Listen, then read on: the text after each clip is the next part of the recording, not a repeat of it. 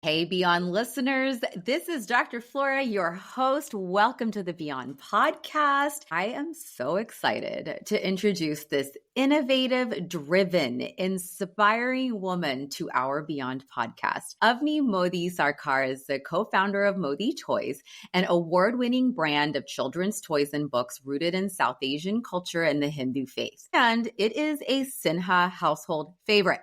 Gia is 9.5 years old and she still refuses to part with any of her Modi plush toys because there is a certain sense of ownership and pride and still a childlike quality that I'm sure she still connects to and forever will, because I do too. Avani and her brother Viral set out on a mission to spark curiosity in children about their roots and launch this brand back in 2018.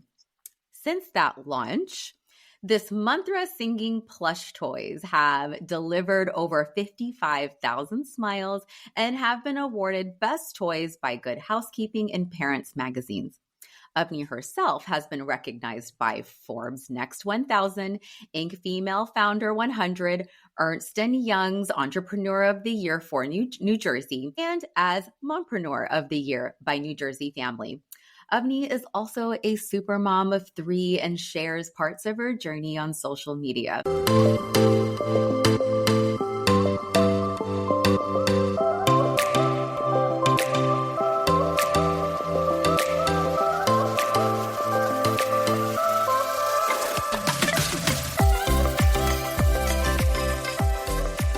Hi, everyone. You are listening to Beyond, and I'm your host, Dr. Flora.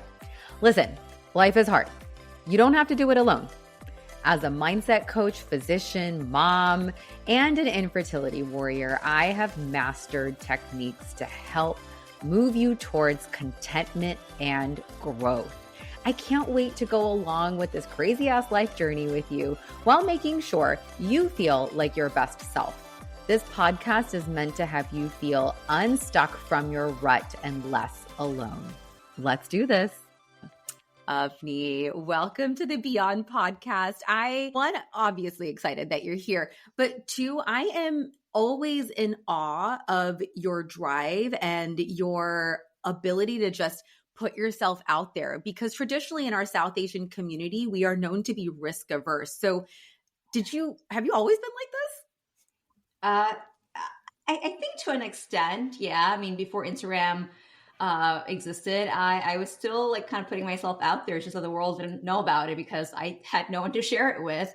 In fact, I was just sharing the story with my husband a couple of weeks ago, and I can't remember how it came up in conversation, but I told him, oh, I remember now. It was because, Vikas Khanna, he recently opened up a restaurant called Bungalow in New York, and I guess this is not very common knowledge, but he actually is there in person every day, not in the kitchen, cooking. He's actually out there in the restaurant, greeting all the guests, serving the food and stuff. And I guess you wouldn't really know this unless if you actually went there to eat, right? Or maybe if you like read up on the forums or something.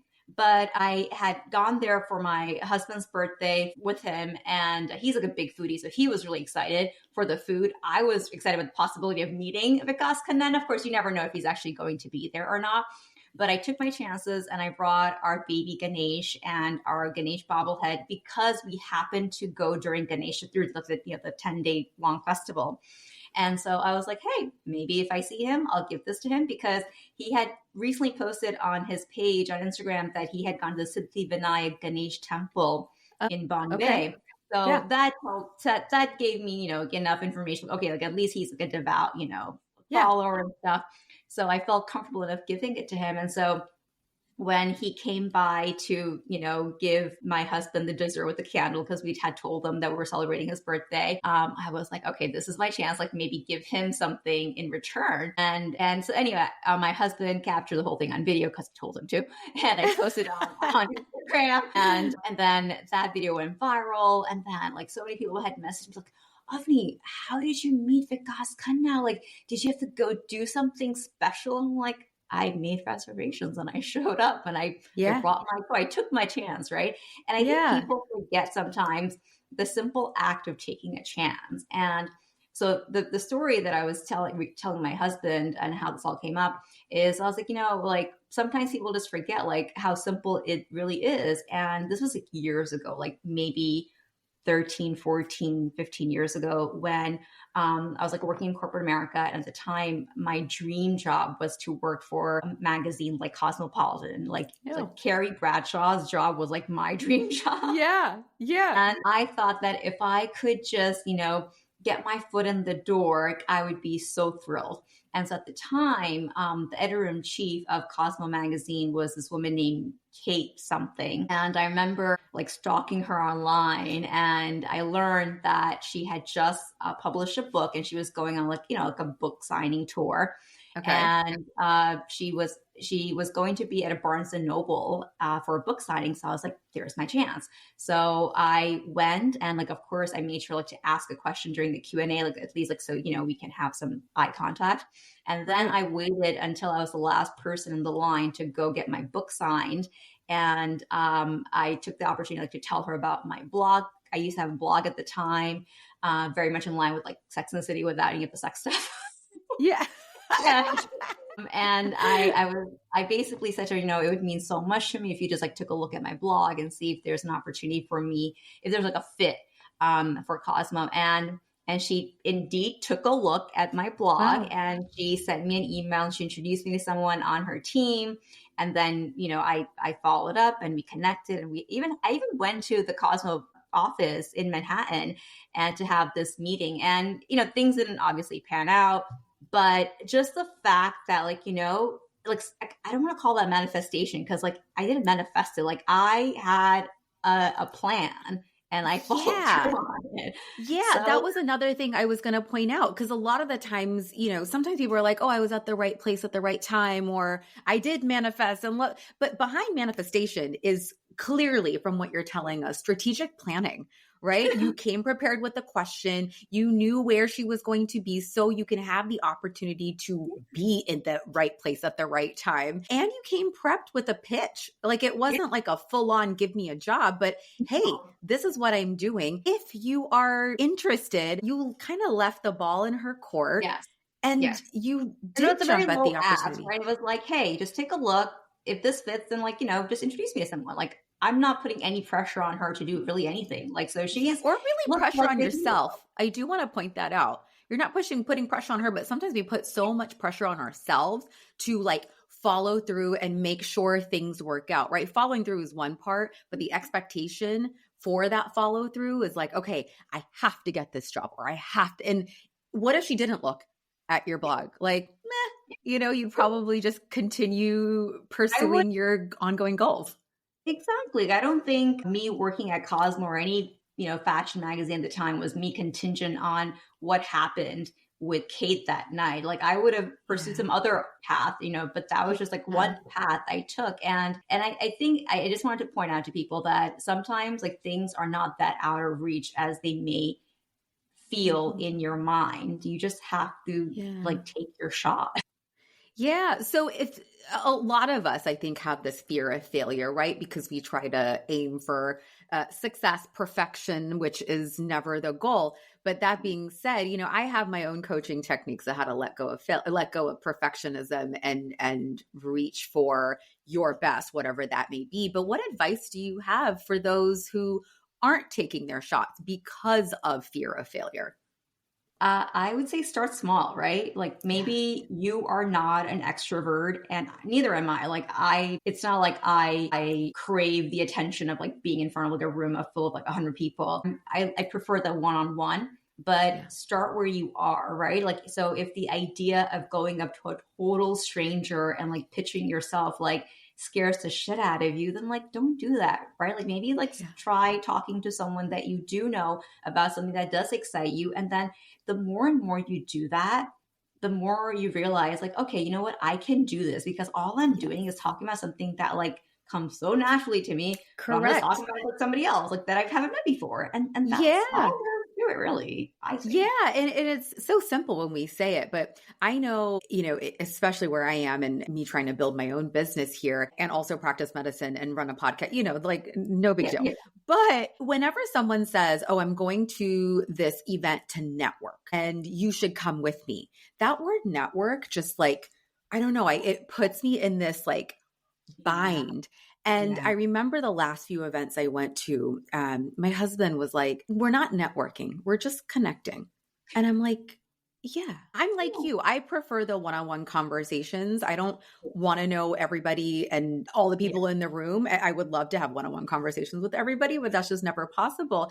And so my goal is never to meet as many people. It's whoever I No, can connect with on a it should personal level. absolutely And be if about that leads quality. somewhere, Yeah, great. Yeah. So I love exactly. that's aligned with, talk to people about what you're excited about. And if that leads somewhere, great. But I like the strategy and planning behind it though. I would say that actually I read somewhere that if you really want to come across as interesting, then be interested. So if you don't want to Yes. talk about yourself, I mean, actually, I would say that what the experts say is that you should be asking questions other person Correct. about themselves. Put them in the hot seat because Yes. people love talking about themselves. And so they're going to walk away thinking like, wow, like I felt really good. I don't know why, but like I felt good having that conversation with that person. And they'll realize, like, wait, I was the one doing all the talking, but they don't think of it that way. Correct. That's such a You good know? point. So if you're shy like me, and if you're like not super extroverted, then like let the other person do all the talking. Just ask good questions instead of like the Yeah. house going. Yeah. And you're not there to sell yourself. I mean, sometimes you may be, but most of the time, if you go into an event with the idea behind connecting and being interested and being less eye centric, I think that just builds a relationship forward. And even in the last event I went to, again, I went in with the mindset, okay, I just want to connect with people. I want to see familiar faces and reconnect with them. And I did not mention my podcast, my business, medicine, not once, but I still walked away fulfilled and hopefully building those connections in the future. So that's wonderful advice. And Yes. speaking from And personal experience, it works. I will add one more benefit to asking other people all the questions and having them do all the talking, because if you actually do want to follow up with any of those people that you had a conversation with, now you actually have something to build on. You can say like, Yeah. I hope your trip to Turks and Caicos was great. I would love to like, maybe connect if you have 15 minutes or whatever, right? Like at least like Yeah. you have something to go off of. But imagine if you were the one doing all the talking. Like, what are you going to follow up with? Like, hey, I just wanted to like tell you a little bit more about Modi Choice. Yeah, absolutely. I love that. That's wonderful. What's your relationship with failure then? And how do you move through it? I give myself plenty of time to lament. Yeah. I remember when we first started 2018, I had applied for, I don't even remember what it was. It was like some sort of like an opportunity to be on the NPR podcast. It was like how I built this, but like not like the main podcast. Like he had like some snippets, and I thought I had put so much into this application. And when I got the rejection letter, I kid you not, I cried. And I was like so mad at myself. I'm like, why am I crying over something so dumb? But then I realized now in retrospect, it's because it was just first of many failures and rejections I Yeah. got over the period of the last 6.5 years of building Modi Toys. And I think you just have to like embrace that when it first happens. And then the more and more it happens, you kind of like learn just like, okay, whatever, like, I tried. What more could I possibly have done? Yeah. But I think every single thing is a learning opportunity, as cliched as it sounds, like as much as you don't want to hear that when you're like in the depths of your failure. But as long as you learn something from it, like as long as you're like, okay, you know what? My answers to these questions they asked on the application like did not resonate for whatever reason. So maybe I'm gonna tweak them next time around, Yeah. Or maybe I'm just not the type of person they're looking for on the podcast. And that's okay too. Like there are hundreds of podcasts out there. Like I will go and like find the ones that are right for me. And I think over time you learn to cope with failure because you just grow. You just evolve over time. Yeah. So I guess similar to putting yourself out there, the more failures you move past, the more, I think you can hone in on your skills. And I do agree. It does sound cliche that every failure is a learning opportunity, but if you wallow in your failures, you're really not doing anything with a purpose. And that's kind of the You're not take I challenging also use. yourself enough. Correct. And how do you improve? Like we all learned how to walk the same way. We failed a million times before we physically learned, okay, this is what I'm supposed to hold on to maybe balance myself. Same idea in adulting as well. Totally. And I mean, I think that failure applies in every single aspect. I mean, unfortunately, part of my job, like I do have to spend a lot of time on social media, sometimes doom scrolling and stuff.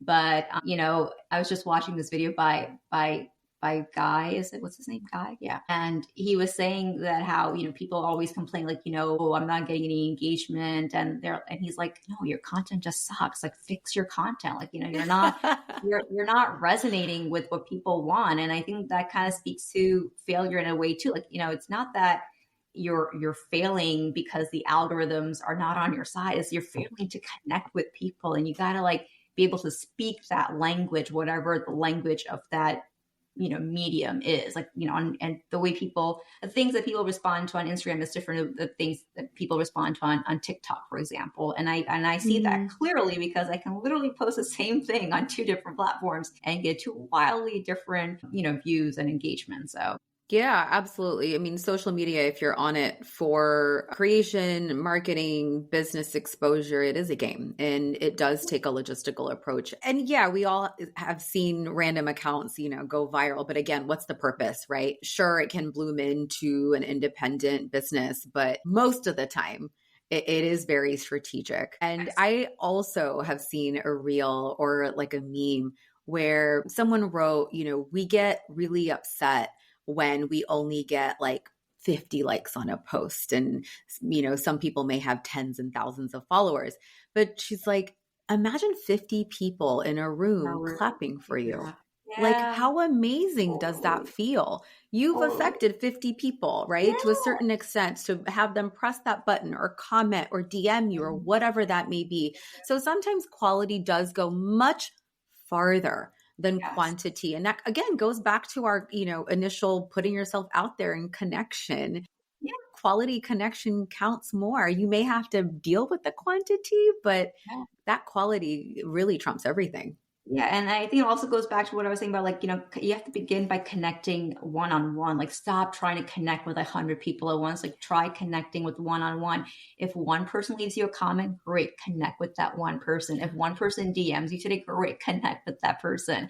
Yeah. I just had a customer DM me earlier today, and we ended up having a chat for like a good 15 minutes. And like she send me it started off with her just tagging me in a couple of photos she had posted for her son's for his birthday, and then we ended up chatting the DMs, and like she ended up sending me all these other photos and videos, and one of them was a video of her announcing her pregnancy to her parents using our toys, and in it her mom, in her words, ugly crying. She was not ugly crying.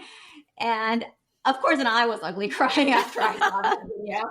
But, like if I had just kind of been like, oh, double tap like and move on, like imagine like I would have never learned about all like the profound impact that our toys have had on her family's journey, through motherhood. Yeah. And so that's why I say, like, just start by connecting one-on-one. Like, forget about the thousands of followers you have or you want to have. Absolutely. Let's go back to Modi toys now. So many people have ideas, right? A lot of people are like, oh my God, I have the genius idea, but the difference is the execution, because few of them turn into reality. So what was your and your brother's mental shift that pushed you from, this is a really cool idea, to, all right, we're doing this, we're going to build? So the credit for that totally goes to my brother Viral, because I didn't really enter the picture full on until we had the prototype in our hands. So, obviously I was there like when we had this conversation. I was like 9.5 months pregnant, and his wife was also the same. And he had the idea, and I thought nothing of it because like I went and had a baby like a few days later. And 4 months later, he had a sketch created of what would end up becoming baby Ganesh.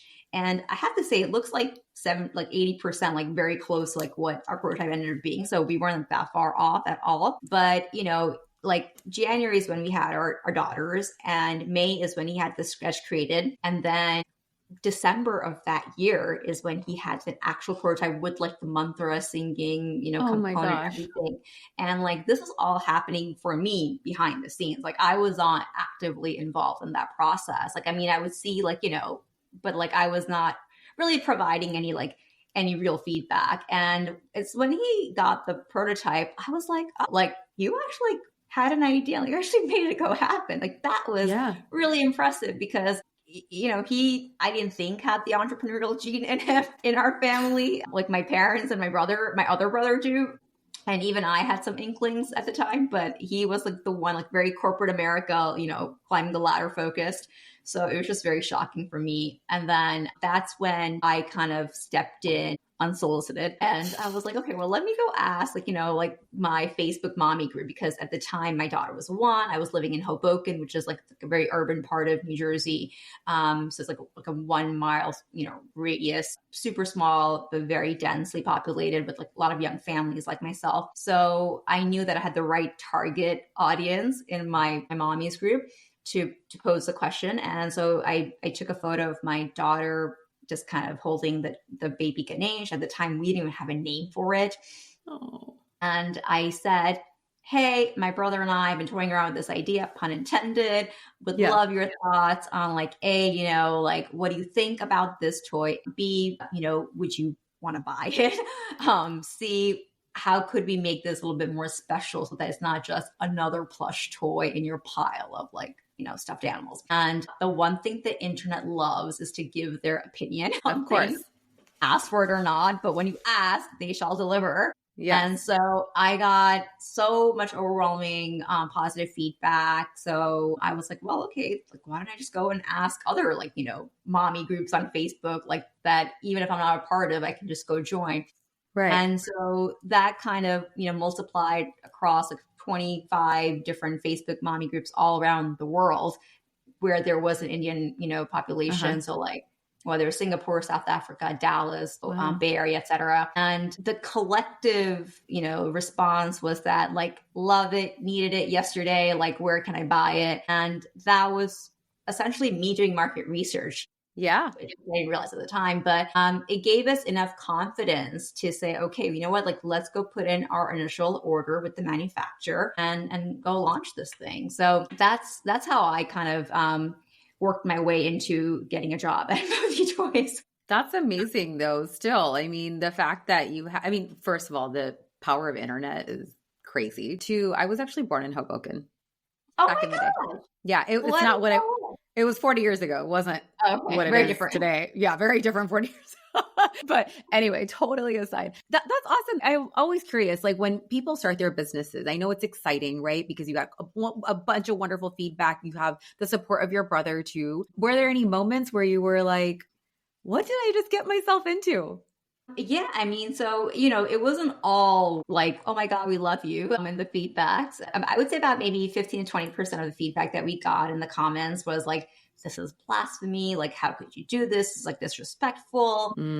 And we had to essentially make a decision, like, does that matter? Like, is their concern valid? And we realized that no, it's not, because like, that's just their opinion on how they view, how Hinduism as faith should be practiced or how parenting should be done, and to each their own. Like, I'm not here to change your mind. Like, I am here to offer a tool, product to someone who is looking for something like this, not to try to win over hearts of someone who's like, that's not really for me. Like, I don't really recommend that. That's great. Like, so, but I think we just kind of looked at the overarching response, which was all very, very positive.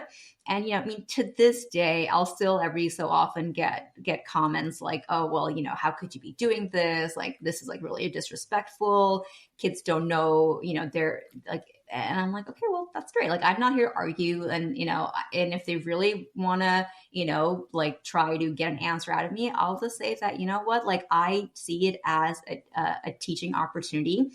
if your kids are fighting with one another, all right, like, what are you going to do? Like, you're going to like, get down to their level and you're going to say like, hey, like, that's not cool. Like we don't do that. We use our words, we don't use our hands, whatever. So same thing, like, if you see your kids like throwing a toy that you don't want them to throw, like, are you just going to take the toy away forever? Or are you going to be like, hey, you know what? We don't do that with this toy. I've had these little conversations in my home with my own kids. So, I get it. Like, kids are kids, but everyone has a different tolerance level.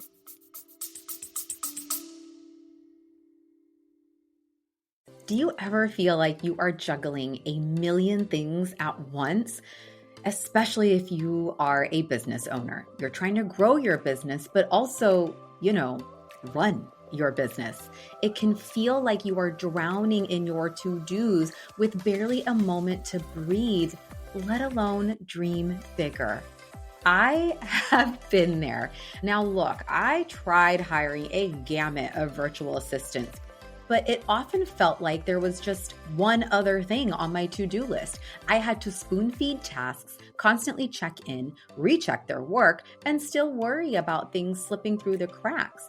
It wasn't until I found Savannah and Natalie at Avani Virtual Solutions that I truly understood the difference between help and the right kind of help. They have extensive marketing, development, and executive assistant backgrounds, so they can take the weight off of your shoulders so you can focus on what you do best, being the visionary. Book a free discovery call on their website and mention this episode for a 10% discount for your first 6 months. Head over to everyvirtualsolutions.com. That's EVERAE virtualsolutions.com. Whether it's web design, content creation, email management, social media, PR, or anything in between, I know you will find a way to work together to lighten your load. It's time to end the burnout and start focusing on you. Yeah, I mean, I'm sure you've gotten, and I think I have read in the past that you'd gotten criticism about this isn't just traditional enough, or why or how can you monetize over culture or religion. So again, I think we have our own opinions and we agree upon the fact that I think personally in our household, I have gifted Modi toys, plush toys of various sizes to almost everyone I know, to the point where I'm like, crap, I'm running out of gifts because I've already gifted them multiple times from the Modi Toys website. But it's just not only for kids, because obviously kids love toys and they're squeezable and they sing, and it's a comforting thing. I know I had grown up with mantras and bhajans, and it was almost like a soothing thing for me. And now it is for Gia. It immediately calms her and puts her to sleep. So it was nice to also have that in a toy form. But I still remember this vision. She was maybe 5 or 6. And as you kept releasing more of these plush toys, we kept buying them. And she used to go to sleep surrounded by all the deities. Like all of it. And she's like, and she's scared of the dark. So she's like, no one can get, and like nothing can get to me. No monsters, no ghosts, because I have all the bhagwans around me. And I'm like, yes. If that's what's working for you, I'm for it. But it's just funny because also to the adults we gift, it brings that same smile and that same happiness and a sense of pride, right? That they know this little toy and they know the backstory. And if they don't, they learn. So I think it's applicable for all ages. Yeah, I think so. One of the criticism we've also got is that like we're not doing enough. It's like, well, your toy only sings 5 mantras, or only sings it in Sanskrit, and like your book doesn't cover like all this other information. I'm like, dude. Interesting. Well, I guess lesson is you can't make everyone happy. And if you try, I think you're setting yourself up for failure. Yeah. And that's not the direction we need to go. We're always very, very transparent. I mean, I can't tell you how many times, like it's also gone in reverse where people have messages like saying, oh, you know, these toys played mantras. I'm like, I'm doing a very bad job marketing the most unique aspect of our toys. That's my favorite part. If that's the thing that delights you about our toy, then great. That is my absolute favorite part. What is the biggest mindset block you think you've had to overcome as a business owner? That's a really good question. Maybe that no 2 days are going to be alike. Like, that in theory, but you just like, how before we started, I was just telling you about the high that I've been like kind of riding this wave. And like, Yeah. I know that like any day, like I'm just going to probably be like really like, upset and sad and miserable, like something else. Right. So Yeah. I think you have to remember that whenever you're in like in the throes of that really low moment, like just you have to remind yourself, like, this is not permanent. This is temporary. Just like whatever high that you're experiencing, that's also not permanent. That's temporary. And it's so easy to kind of like get caught up in like these waves that you're constantly riding. And I mean, to this day, like I've been in this for 6.5 years now. And to this day, I still have to remind myself, like, nope, like we had a bad day, not having like, a bad life, a bad year, bad whatever. Like it's a bad day. Like we will get past this. Yeah, that's such great advice. It's something that I also consistently talk about with my coaching clients, that we train their mindset to, yes, it's okay to feel the highs, super excited, joyful, ecstatic. It's also okay to feel the lows, devastation, angry, sadness. But what tools and techniques do you have to bring yourself back to your middle ground, so you're not swinging from that high all the way to the low? And so you're feeling the feels, bringing yourself back to your like contentment, satisfaction, middle ground, so you're prepared to do this all over again. As an aside, do you want to share your recent high? Yeah. So very long story short. And I've posted about this quite a bit on Instagram. So for anyone else, go catch up. They can see it there too. But Harvard has been hosting this conference for the past 22 years, which I just learned about. I thought it was like very recent, like 3 years. But anyhow, they've been hosting this conference called India Conference, or Harvard India Conference, where they invite, it's like a 2-day conference or the weekend where they invite, a panel of visionaries, entrepreneurs, etc. And this year's keynote speaker was Nita Ambani. And for everyone that knows her, knows like how religious and dharmic her entire family is, especially Neetaji herself. And I thought that like, what better opportunity than this, like for me to, try to meet with her, because I'm not getting invited to any of their weddings. We're not going to have any more. For anyone that's listening who doesn't know who the Ambani family is, please just Google Ambani, Ambani, and enough said. All right, continue. Exactly. And so I live by the motto of like, shoot your shot. And yeah, clearly. I took an early morning flight on Sunday to try to meet with her. And like, she was going to be speaking all in the evening. So the entire day I was like lugging around this massive gift bag filled with 4 of our toys and a book that I wrote called Desi Davies. It's a A to Z book of, South Asian women. Also and one of our favorites, but okay. She's the letter N. So I was like, oh my God, like I have to show this to her. Right. So I, and mind you, this book came out like, 2 years ago. So it wasn't even like a new book or anything. So I finally, when it was like time for her session to begin, I quickly realized that, this like the la la land that I was living in, like was not going to pan out, because I was like, okay, after she's done speaking, I'm going to run to the stage. I'm going to like try to give her the bag. And like, the seat that I got, it was so far back in the audience, like it would have been physically impossible for me to get to the stage. So I had this like sort of a Mentos moment. I was like, ooh, let me just go and like, I love that you just said Mentos. That is the best thing I've heard. You know. Okay, I love that. Okay, sorry. I'm like imagining the commercial in my head, like. This podcast is not sponsored by Mentos.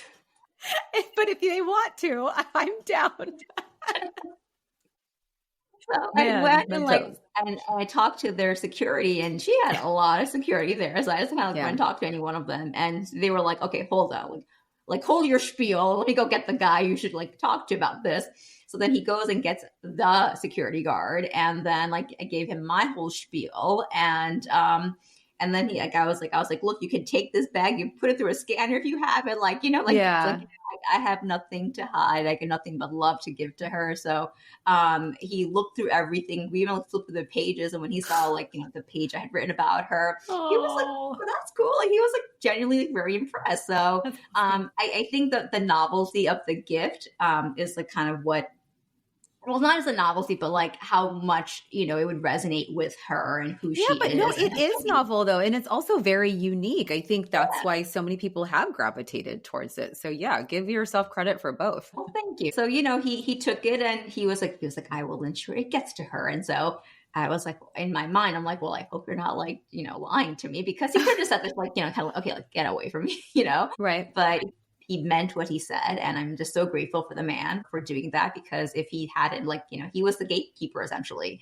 And then he actually did like, and mind you, I was sitting like probably 1,000 feet away from the stage. Right. But he must have seen me go back to my seat, because then 5 minutes later, like I saw both of the security guards like giving me like a thumbs up in the air. How And I'm exciting. just like, wait, like, is it for me? Like, I don't know. Like, were they like giving a thumbs up to another security guard? Like, hey, That like is we're good to so cool. go. But that's the story I'm sticking to. Like that thumbs up was for me. Yes, I So agree.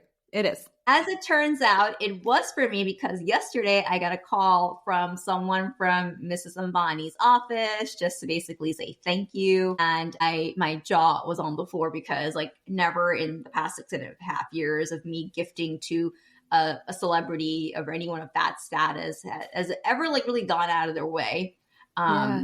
to, well, with the exception of one person, who has like, shown such gratitude. Yeah. It's a testimony to the type of person that, Yes. And I think the yeah. type of organization she runs too, right? Because Yeah, she manages so many different things. I don't think people realize, right? Like she's got absolutely. a cricket team, a school, the NMACC, the retail store now. Like, I mean, she's got her hands involved in so many things. So for Mhm. her to even say like for her to read the letter that I wrote and say like, this deserves like, my like acknowledgement. I just Yeah. thought like, and I don't mean to like say this to put her on a pedestal, but I think it's worth noting that like, she has, yes, 24 hours in a day like I do, but her 24 hours like don't weigh any like my 24 hours, right? So Yeah. it just meant a lot to me. Kindness goes a long way, and kindness is so easy, Yes. regardless of status. Yeah. Really. I think I just actually posted about this today. And, in a world with so much hate and negativity, why add to it? And Yeah. so a simple phone call, and it wasn't even her. And look how happy it made you, right? Her team. And Yeah. you're right. It's her setting the tone with the people Yeah. she works with in Yeah. order to spread a little bit of kindness and joy. It totally made your week and everybody else's week that you've shared this with. So that's amazing though. Isn't it also sad when we think about it that although kindness is so easy and free to give, like how unexpected it was for me Yeah. to like receive that, right? Like I don't Yeah. know, like as opposed to be like, oh well, yeah, like of course, like she called me. It wasn't like expected. It was just Yeah. out of the norm. It was an Yeah. outlier of an Yeah. experience. Yeah, yeah, and you're right. I mean, with someone of that stature and the amount of things that she does have on her plate, absolutely. The fact that someone from her team took the time and relayed gratitude, it really does go so far. If you had to launch Modi toys all over again, what would you do differently, or would you do anything differently? Oh yes. Actually, I've been. How much time do we have? I've learned a lot. So something I started doing this year was, well, on my vision board, one of the things I added was like writing, like a photo of like, person just writing, because I knew that it's one of the things I enjoy, like truly brings me joy. It's like therapeutic for me, all the above. And I just wanted to like just begin writing more. And it's like I didn't specify like the platform or the style or any of that, right? Just Mhm. and so one of the platforms that I've also like now begun posting on is LinkedIn. And of course, Mhm. like, I always like take more of like a professional like tone and like look at post things like from that lens as opposed like on Instagram and stuff. So one of the things I've been doing is like keeping sort of a running list of ideas as they pop into my head like, that I want to post about. And one of the ones that I have on my list is things that I would do differently if I was launching not just Modi Toys, but any new business. And I mean, that list is pretty long, but let's stick to like top 3.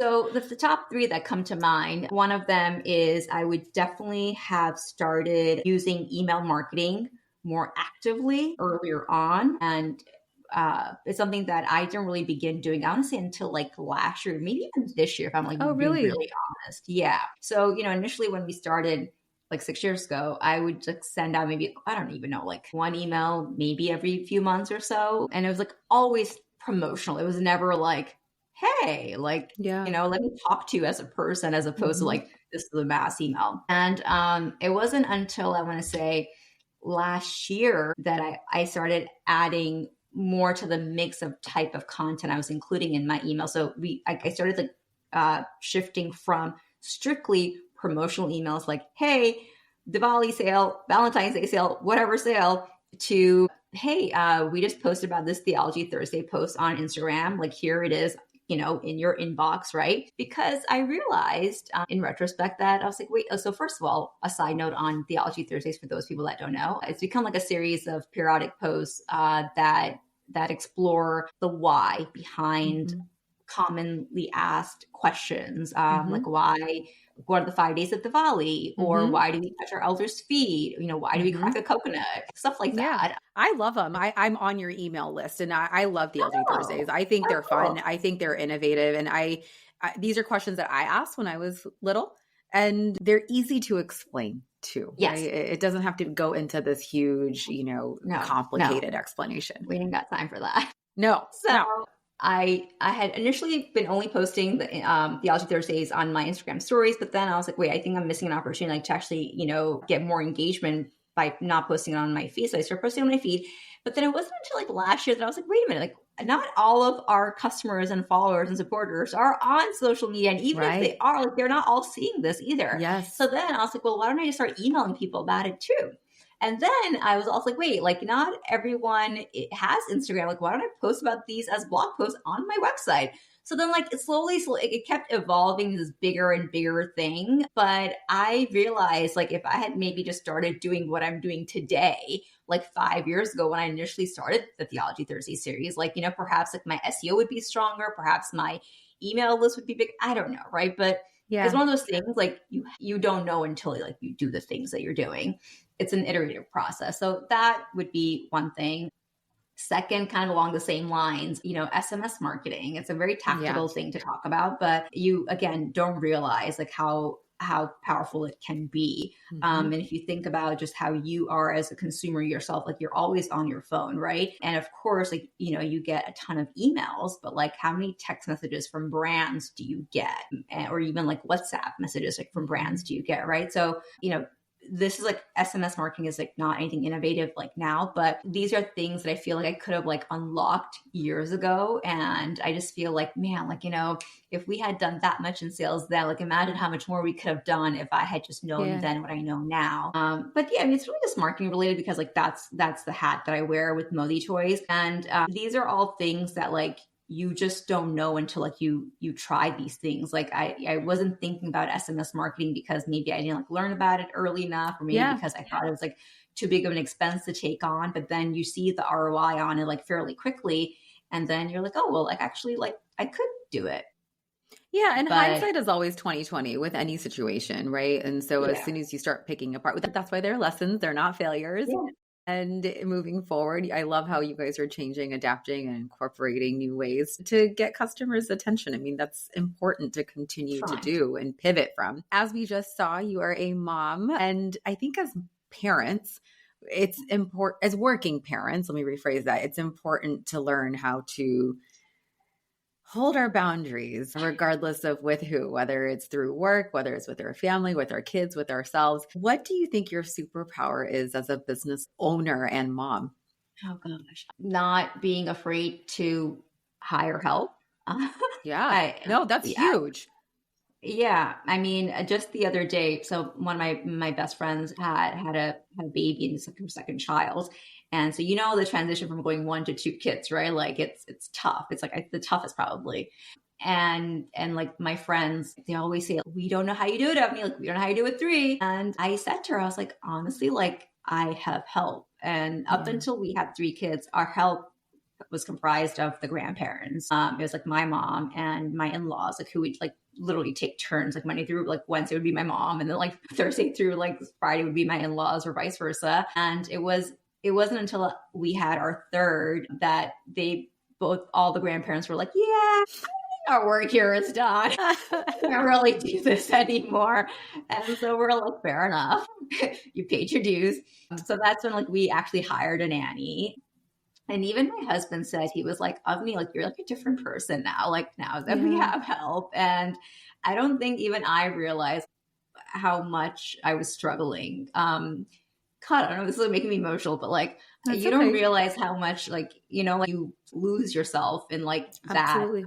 that fourth trimester fog, Agreed. which doesn't really come with an expiration date, like how your first three trimesters are 3 months long, your fourth trimester, it could be a year long, maybe 2 years, like you Yeah. don't I really mean, it's know. a difficult transition time, and there are plenty of books and articles about pregnancy. But after the kid comes, you're like, wait, there's one thing Yeah, about taking care of another human and multiple yeah, humans, but it's a completely different ballgame when you're trying to figure out you. Like yeah, physiologically, so we are different people after pregnancy, yeah. after we deliver. And between that physiologic change and the hormonal ups and downs that affect mood, sleep, appearances, right? Yeah. It's jarring. That's the only thing I can kind of describe it as. And it doesn't only have to be jarring with your first pregnancy. It's jarring with No, every single yeah. pregnancy. And And so I get it.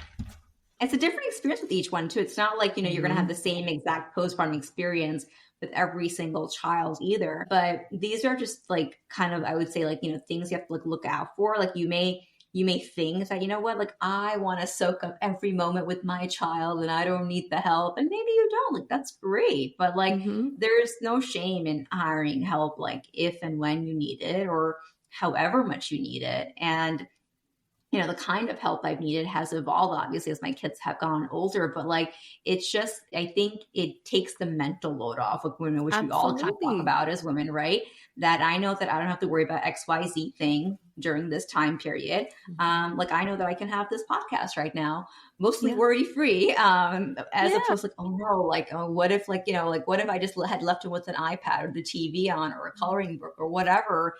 And, in the back of my mind, I'd always be like, okay, look, any minute, like, he's going to run out of like his patience and he's going to come in here.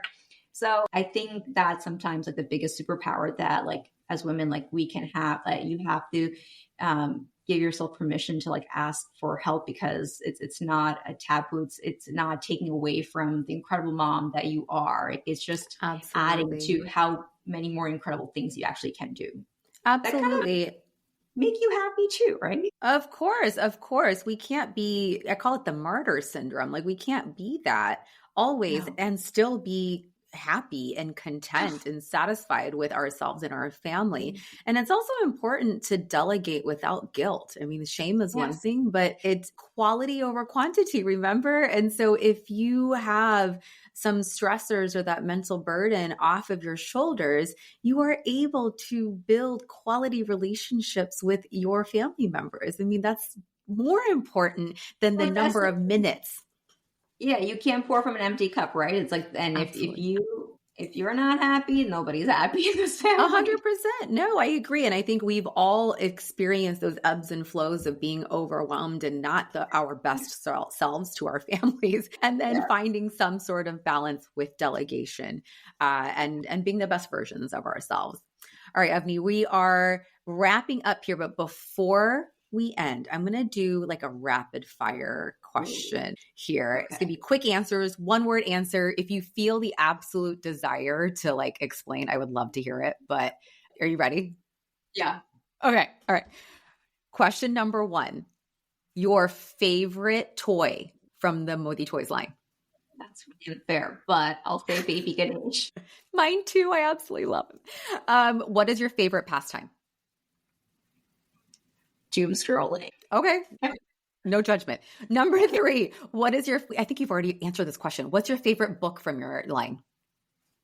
Actually, it's not Daisy Davies. Really? I want to say The Lakshmi's Diwali Dream Team. Oh, interesting. Okay. Last question. What is the best thing about working with your brother? Ooh, that we can fight and still love each other. I love that. I actually was kind of anticipating that answer, but that's what my favorite thing would be if I had sibling working relationships. All right. Unconditional. You guys don't have a choice. All right, Beyond listeners, there you have it. Avani, thank you so much for being here and taking the time out of your very busy schedule. You've shared so many wonderful gems throughout the podcast. Quality over quantity, how to take your shot, a little bit of insight as a entrepreneur mom. I really, really hope our listeners can apply even 1 or 2 of these wonderful tips to their own goals. So I appreciate you. Thank you so much for having me on. It's so much fun. Of course. And then where can our listeners find you? At moditoys.com and on Instagram. All right. And on Instagram, we will put Modi Toys, the website, Instagram page, all that wonderful stuff on our podcast information page. And lastly, I want to add that Avani was nice enough to offer our listeners a little special something. You can get 15% off of your purchase on moditoys.com with our own special code. Beyond 15. Just know that these plush toys come in a variety of sizes and make perfect gifts for all ages. They sing. Maybe next time they'll dance. I don't know, but I still love them. They hold a special place in my heart. And take a look at their newest plush toy, Shiv Shankar, the god of creation and destruction. I've yet to buy that, but it's getting there. We are also a huge fan of their books, with Daisy Babies being my personal favorite. So go check it out. And don't forget to use your code BEYOND15 for 15% off of your purchase. We will see you guys next time. Bye. Thank you so much for joining and spending your precious time here with me. As someone who prioritizes her energy, I am so grateful that you chose to spend yours here. To help me help you, please take an extra 30 seconds of your time to rate and review the podcast on your listening platform. For more tips and a behind-the-scenes look into my life, follow me on Instagram at Dr. Flora Sinha. That's Dr. Flora Sinha. Finally, connecting with you truly fills my cup. So DM me on Instagram, email me at florasinhamd@gmail.com, repost if you love this episode. I love hearing from you. I am so grateful for you and cannot wait to be back for the next episode. Bye.